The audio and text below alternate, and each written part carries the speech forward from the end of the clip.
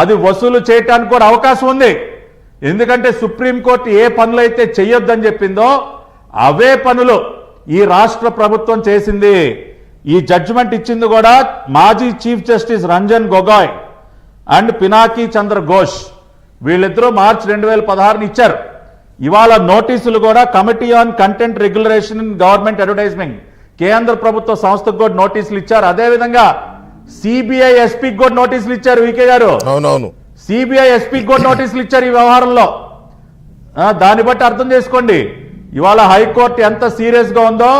ఒక సిబిఐ ఎస్పీకి కేంద్ర ప్రభుత్వ అథారిటీ సెక్రటరీకి కూడా నోటీసులు ఇచ్చారంటే ఖచ్చితంగా 100 కోట్ల రూపాయలు ఎవరికైతే దోచిపెట్టాడో తన సొంత పేపర్కి, పొద్దున్నలో ఇస్తే నాకు పత్రిక లేదు, నాకు మీడియా లేదు, నేను ఒక్కడినే అవతల కట్టగట్టుకుని నా మీద పడతా ఉన్నాడని దొంగేరుపులు ఏడుస్తూ ఉంటాడు ఈ రాష్ట్ర ముఖ్యమంత్రి.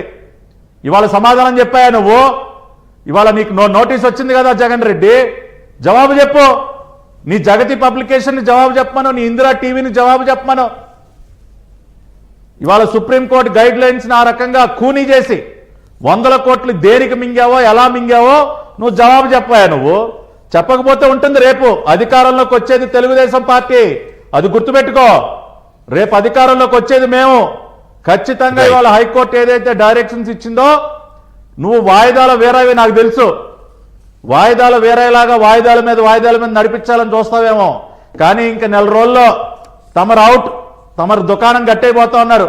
కాబట్టి ఇంకా వాయిదాలు కూడా కుదరవు, ముక్కు పిండి ఖచ్చితంగా వసూలు చేస్తాం. రైట్, దోచిపెట్టినంతా కూడా. అందుకే కాబట్టి ఖచ్చితంగా